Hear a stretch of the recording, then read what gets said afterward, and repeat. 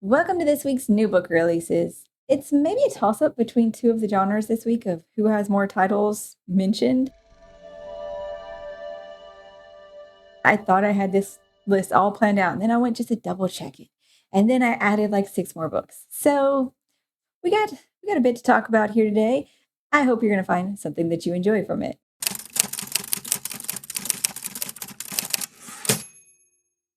Let's go ahead and start the week out with one of the most anticipated releases for fantasy. That would be 12 Months by Jim Butcher, the next book in the Dresden Files.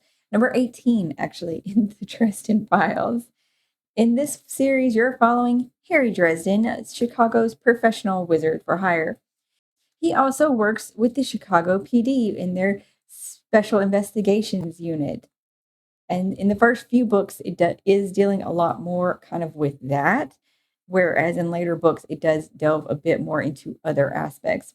With the police cases, though, it is, supernaturally related police cases. I think in the first book, it's a series of ritual murders, if I'm remembering right, sacrifices and such. Moving on from that is into a dark fantasy called A Realm Undone by J.L. Linhart. This is the first in a series. Centuries ago, mortals split the realm into two, with a magical veil placed firmly between them and their immortal rulers, the Tyrcons. Fueled by stolen magic, the mortal kingdoms flourished, but the Tyrcons never stopped trying to reclaim their magic and mortal subjects. And now, generations later, the veil between the realms is beginning to tear, as these things do, letting immortal monsters ravage across the nations and threaten all the mortals have built. And the main character would happily watch that happen if she wasn't contracted by the family who kind of made her an outcast because of her particular type of magic. But they need her. They're contracting her to go do a thing, and she's only agreeing to get the medicine that her daughter needs. So aspects sound really cool.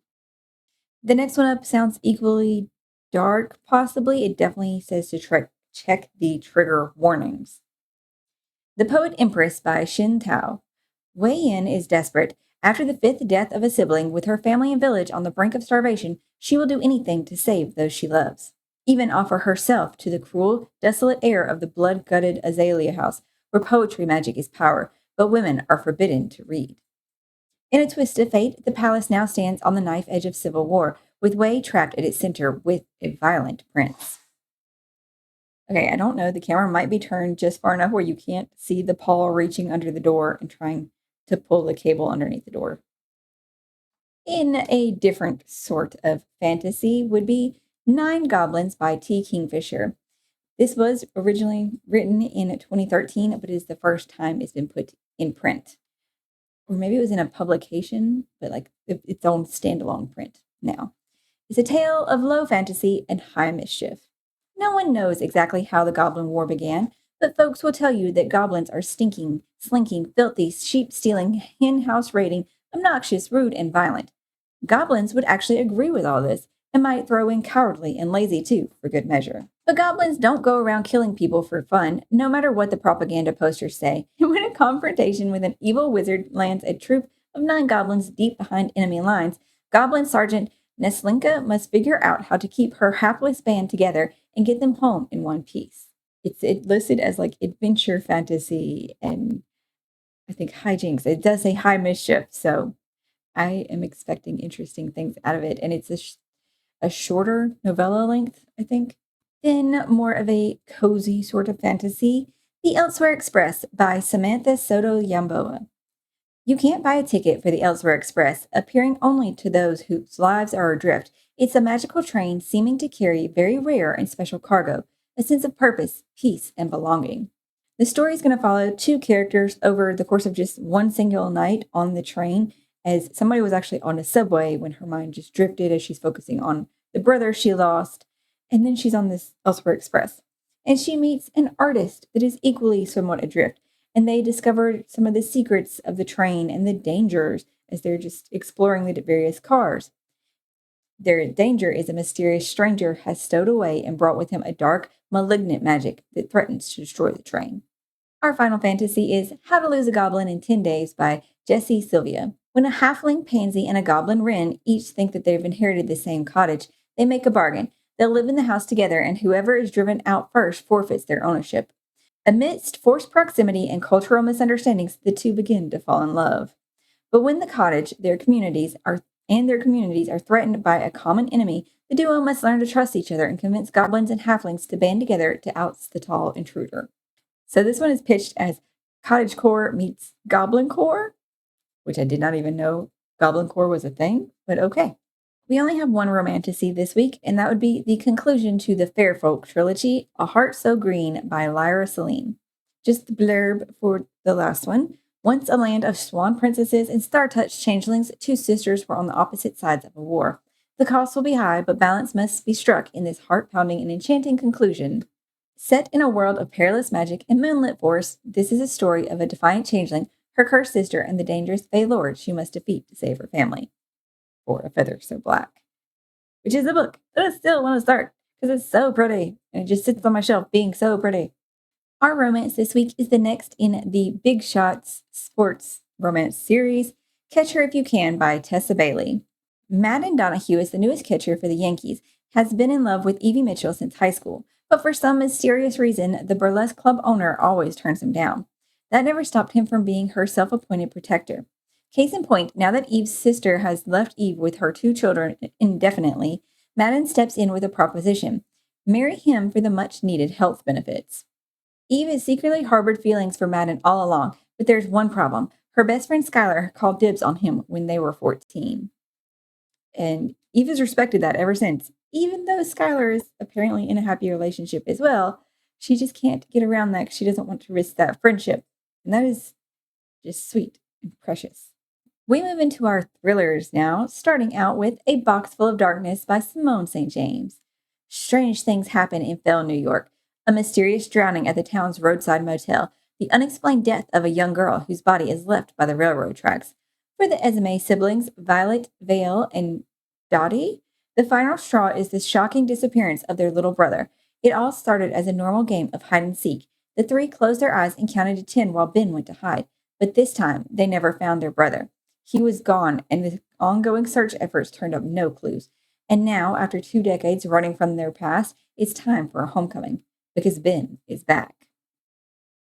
And as I've heard with most of Simone St. James's books, this might have an element of the supernatural, or at least hints to it, to see is it really or is it not. Also, I think her name is Dottie.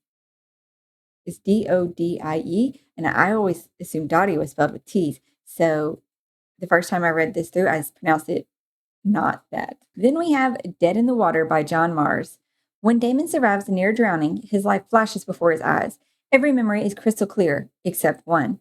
A dead boy, a face he can't place, a moment he doesn't remember living. At first, he tells himself it's a trick of the mind, but everything else he saw was real, so why not this? With his waking life stalked by the disturbing scene, confusion quickly turns to obsession. Desperate for answers, Damon digs into his fractured past and becomes convinced that the only way to remember is to die again. And again, and again. When he meets a perfect stranger who's all too willing to help, the stage is set for his dice with death. Then a new book from the author of The Hunting Wives, All the Little Houses by May Cobb. Adults can behave badly too. It's the mid-1980s in the tiny town of Longview, Texas. Nellie Anderson, the beautiful daughter of the Anderson family dynasty, has burst onto the scene. She always gets what she wants. What she can't get for herself, well, that's what her mother's for. Because Charlie Anderson, blonde, beautiful, and ruthlessly cunning, remembers all too well having to claw her way to the top. When she was coming of age on the poor side of East Texas, she was a loser, an outcast, humiliated, and shunned by the in crowd, whose approval she so desperately thirsted for. When a Prairie Kids family moves to town, all trad wife, woodworking dad, wholesome daughter vibes, Charlie's entire self-made empire threatens to crumble. I have literally no idea what this book is about, though, from that description. But all the reviews are raving for it. So I'm like, this gives me hardly anything. So, okay. But I'm curious now. Then we have My Husband's Wife by Alice Finney. Eden Fox, an artist on the brink of her big break, sets off on a run before her first exhibition. When she returns to the home she recently moved into, Spyglass, an enchanting old house in Hope Falls, nothing is as it should be. Her key doesn't fit, A woman eerily similar to her answers the door, and her husband insists the stranger is his wife. One house, one husband, two women. Someone is lying. This one sounds super twisty. Like nothing is going to be as it seems because there's another character that the description mentions that I'm not going to mention though. The final thriller is Such a Clever Girl by Darby Kane.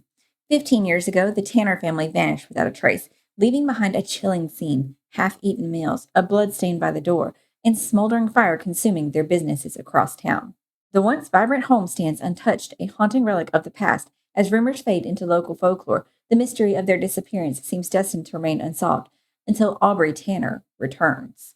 And of course, the town is all up in the gossip, but there are apparently three women that know more than they ever said about what happened that night a decade or so ago, or 2 decades or so ago. I'm not sure. The main character who's returning, or the Aubrey Tanner who's returning, is now in her 30s. So, on to our fictions of the week. The first one up is The Future Saints by Ashley Winstead. When record executive Theo meets the Future Saints, they're bombing at a dive bar in their hometown.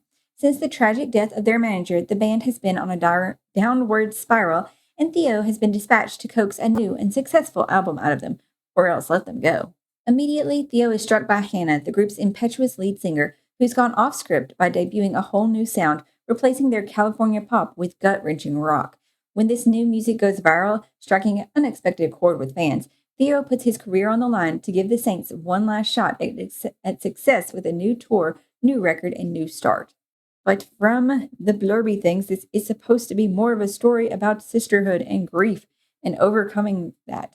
Our next few are quite interesting fictions in that they all have a coming of age way about them. The first one is How to Commit a Post-Colonial Murder by Nina McConley. Quite sure I mispronounced the author's last name, and I might mispronounce the girls' middle names. It's summer 1986. The Creole sisters, Georgie Ayar and Agatha Krishna, welcome their aunt and uncle and young cousin newly arrived from India into their house in rural Wyoming, where they all live together. Because that's what families do. That is, until the sisters decide it's time for their uncle to die. According to Georgie, the British are to blame. And to understand why, you need to hear her story. According to the details, she details the violence hiding in their house and their history, her once unspeakable, unshakable bond with Agatha Krishna, and her understanding of herself as an Indian American in the heart of the West. It goes into some things like the growing up part, the difficulties of culturalism, and how, still being a teen girl and magazine quizzes and detailing the steps. Then we have Crux by Gabrielle Talent. Dan and Tama are two teenagers in their last year of high school in the southern Mojave Desert. One is a gifted golden child, the other a mouthy burnout.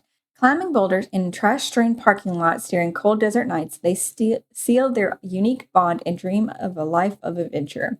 As the year progresses and adult reality looms, they are rocked by change and pulled apart by irreconcilable obligations.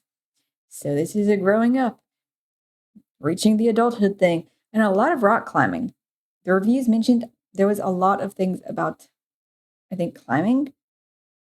Or was it they wanted more climbing?